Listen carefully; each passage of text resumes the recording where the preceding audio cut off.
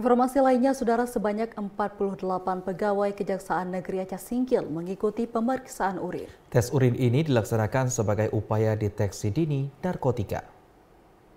Dalam upaya mendukung gerakan pencegahan, pemberantasan penyalahgunaan dan peredaran gelap narkoba, Kejaksaan Negeri Aceh Singkil menggelar tes urin kepada seluruh pegawainya. Kegiatan ini bertujuan sebagai deteksi dini sekaligus bagian dari program pencegahan penyalahgunaan narkoba. Program ini juga selaras dengan instruksi Presiden nomor 2 tahun 2020 tentang Rencana Aksi Nasional P4GN.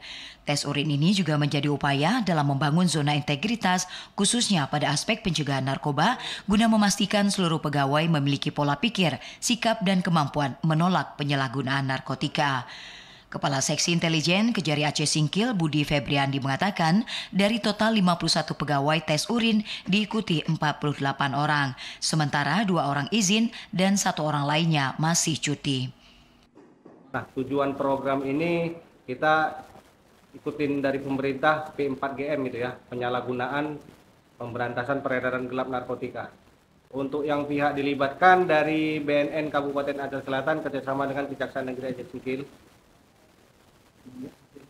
hasilnya negatif semua.